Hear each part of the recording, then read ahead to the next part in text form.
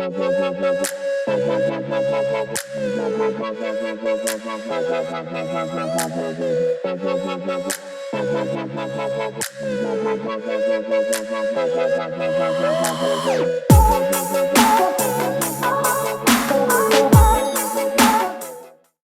guys, welcome to week 2 of Love Hate. I'm so glad you're here.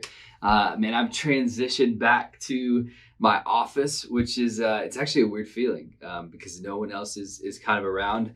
But super grateful to be with you, and I hope that you're doing well as we are still in kind of phase 1 of everything, kind of reopening and different things like that. I hope that you have at least like maybe ate at your favorite restaurant this week, or maybe you're going to this in the days ahead. But anyway, we're just really glad that you're here, and thanks for hopping on here and making Jesus a priority in your life, not just to watch me because I'm not that fun to watch. But the fact that you're on here means that you're going to learn truth from the Bible. And so we're glad and grateful for that. And we're just, we're thankful that you would continue to stay engaged with what God is doing in your life. And we really believe that this time will help you follow Jesus and equip you to do so. So let's jump into week 2 of Love Hate. I have a question for you.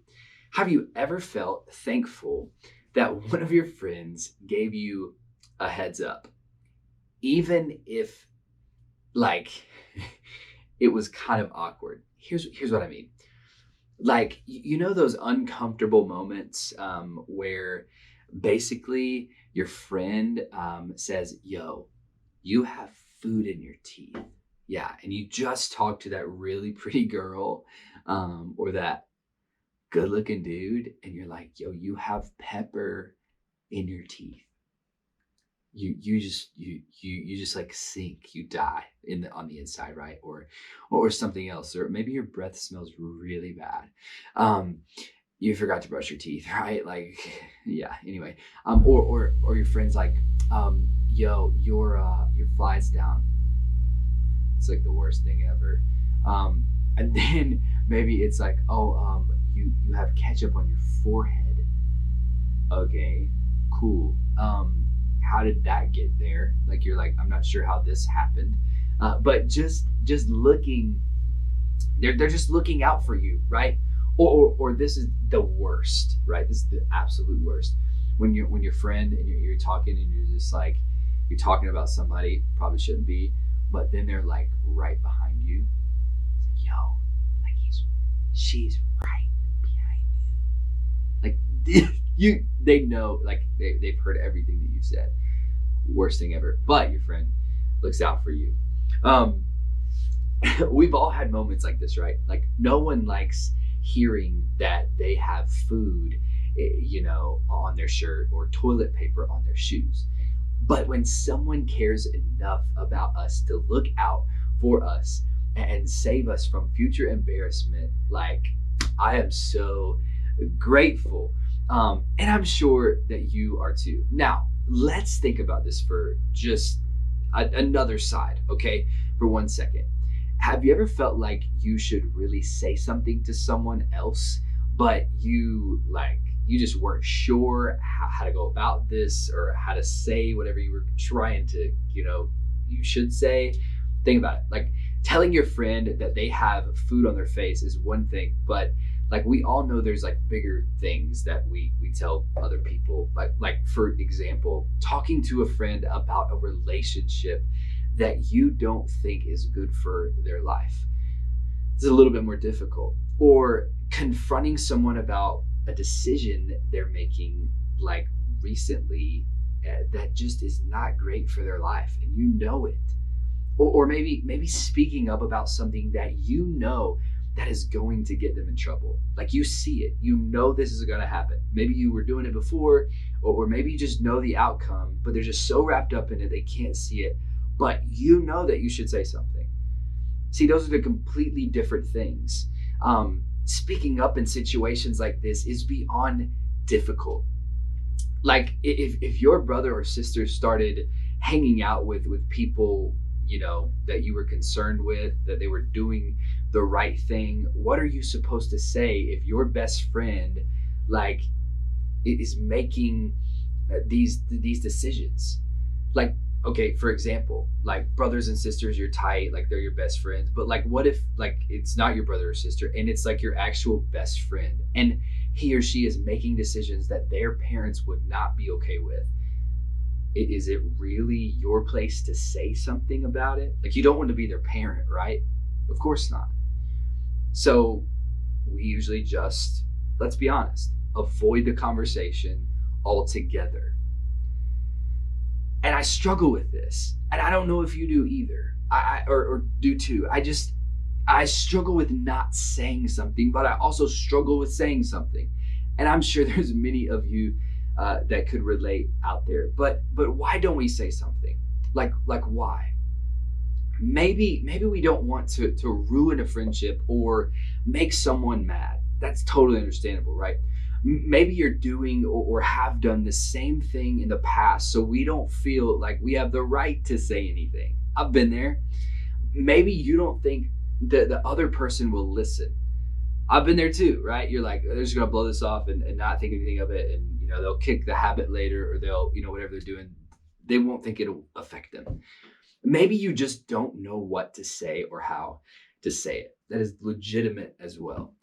So for some of you, the situation is the opposite, right? You have no problem. Like, you do not struggle like with this whole idea of telling people exactly how you see things in life. Anybody know anybody like that? I do. I do. You're not shy about speaking up at all. The problem with that, though, is that you may not always be speaking up in the way that causes people to want to listen. And that's hard. If you ever, wrestled with any of this stuff, like, the good news is that you are not alone.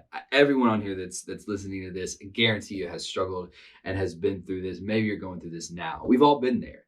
We all know what it feels like to know that we need to say something, but yet find ourselves unsure of what to say and how to say it. What if we could learn a way to approach difficult conversations? And that's really what I want to talk to you about today. What if there was a way to be helpful and kind when we choose to speak up? I think there is. What if there was a way to have difficult conversations that end up bringing about something good, something better for whoever is going through that for their lives? Here's the thing. No one wants to be known as a hater. Straight up. No one wants to be known as a hater. No one wants to be seen as the amazing friend who talks about everything everyone else is doing wrong. Instead, we want the reputation to stand out for the right reasons, for how we treat and love others. So when it comes to being a friend who looks out for others, how do we make sure that we handle it in the right way? That's what I want to answer today. The last time we met, we talked about how we should all be about love. It's a series about not hating, being a hater, but, leading a life with love. It's so important. Like, who wouldn't want to have the reputation for loving others? I think we could all use a little bit more love in life. No matter how tough that we want to appear or how trendy hating on people or others is, we all know it's better to be known for loving others. But if love is the goal, then how are we supposed to handle it when somebody is literally doing something bad or dangerous or just plain dumb with their lives? Maybe we should just avoid them. That seems to be the way that we're supposed to behave. Like, that's what most people do. We're all just supposed to, be okay with everyone else's choices because it's their life, right? It's their life. Like, who are we to judge them, right? And who are people to judge us?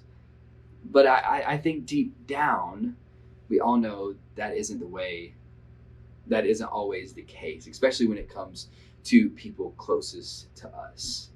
What do we do then? I want to speak to your generation specifically, Generation Z.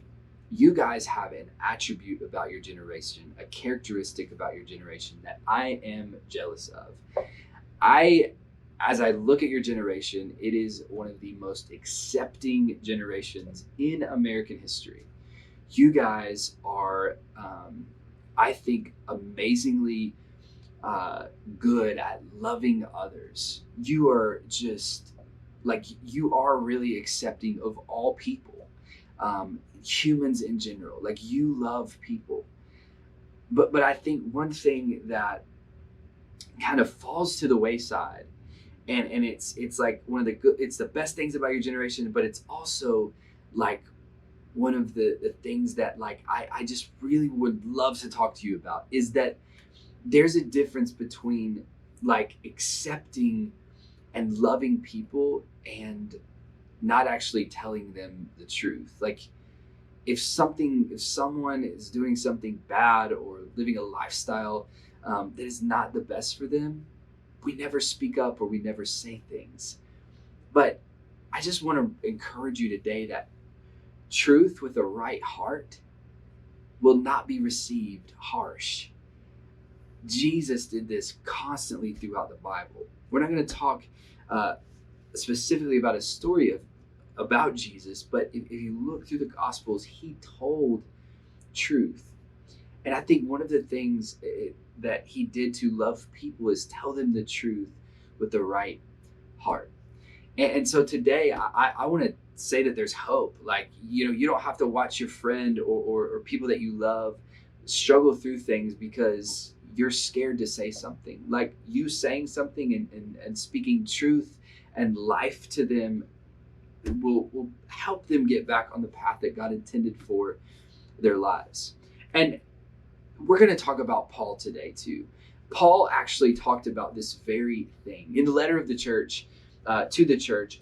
He specifically was writing to Galatia, where modern day Turkey is now. Paul gave us insight on this topic. So if you have your Bibles, go ahead and grab those. Give you a few seconds.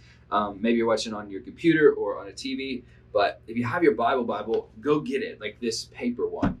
Or you could pick up your phone or an iPad or whatever it is. But just go to Galatians chapter 6. Galatians chapter 6. It's in the it's in the New Testament. Sorry. New Testament, and it's right after 2 Corinthians, which is right after 1 Corinthians, which is right after, let's see here, give you a second, Romans. So there you go. So it's kind of like Galatians is right before Ephesians. It's like really, really back there in the Bible. Okay, Galatians chapter 6. And we're just going to be in verse 1. So while you're flipping there, I want to give you some kind of time to do that. Galatians chapter 6, it'll also be on the screen, so you can check it out there. Galatians chapter 6, verse 1 says this. Let's see what Paul says today. Here we go. Dear brothers and sisters, if any other believer is overcome by sin, you who are godly should gently and humbly help that person back into the right path. Before we go on, I want you to highlight or mark gently and humbly. Those are going to be keywords for the rest of our conversation. Paul goes on to say, and be careful not to fall into the temptation yourself. Paul is saying that if the Galatians have any friends whatsoever who share the same values but slip up and do something that is harmful, their responsibility is to help that person get back onto the right track. In other words, he's saying that you and I should actually go further than just saying something in a conversation. I've done that so many times and then not followed through. And so maybe you have to. We actually should help get someone back to the place where they can be on track with what God says is best. That's the best place that you can be in your life. And so now there's a lot Paul isn't saying here too, which I want to talk about. He isn't saying that you are personally responsible for making sure that your friends make wise choices. That's not what he's saying. And he isn't saying that you should put yourself in positions that set you up for failure when you're trying to help your friends. Wisdom in these conversations and situations is a must, okay? It's not an excuse to go drink beer with your friends, to go smoke this so you can relate to them and have a conversation with them, or whatever it may be, to steal this, or to go sneak out of your house, or whatever it is to talk. Like, you use wisdom in conversations and situations when it comes to helping your friends, other believers, to get back on track to following Jesus. So the point is, according to Paul, with humility and gentleness, you and I can help people who are struggling with making poor decisions get back on the right path. Here's what Paul continues to say in verse 2 of Galatians chapter 6. Look at your Bibles. Here we go. Share each other's burdens. In this way, obey the law of Christ.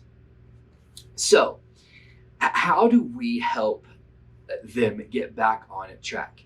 I love this so much. And I love just the picture of this, by carrying each other's burdens. Think about it this way. In a world of fitness training, there's a lot of things, exercises, etc., that you can do.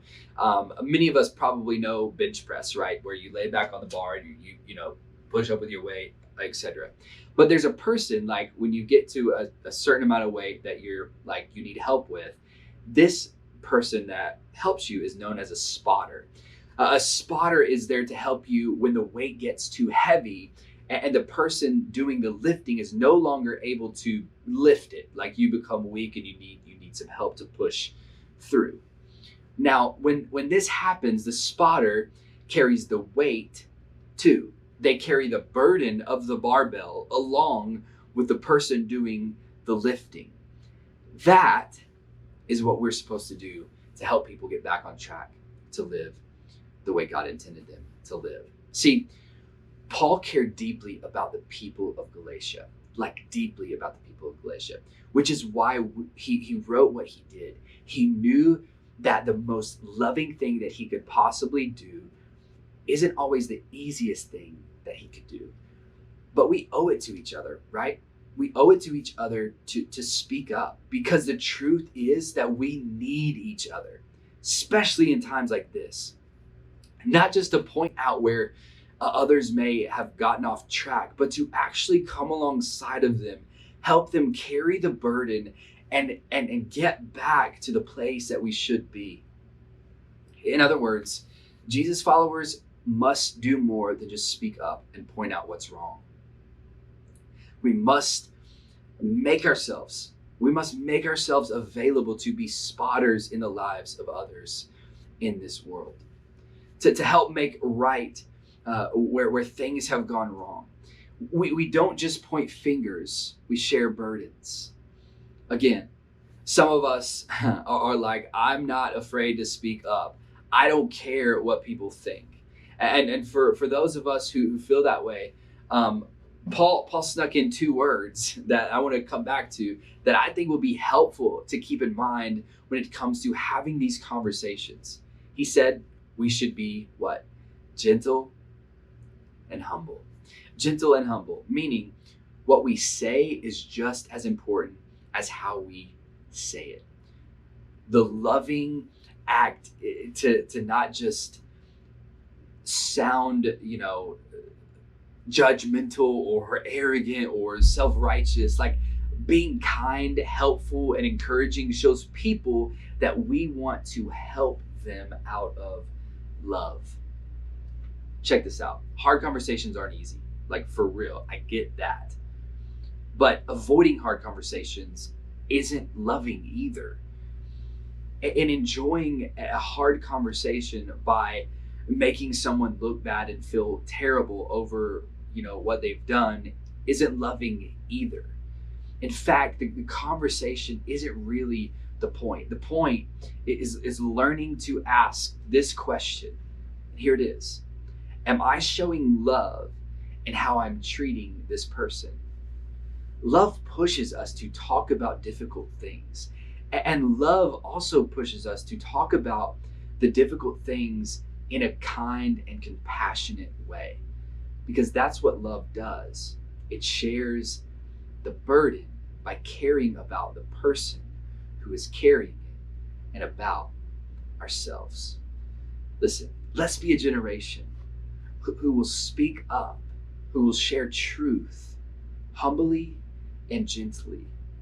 I want you to know that the world needs people who will follow Jesus and help other believers get back on track. You are here to make a difference, and we all need each other.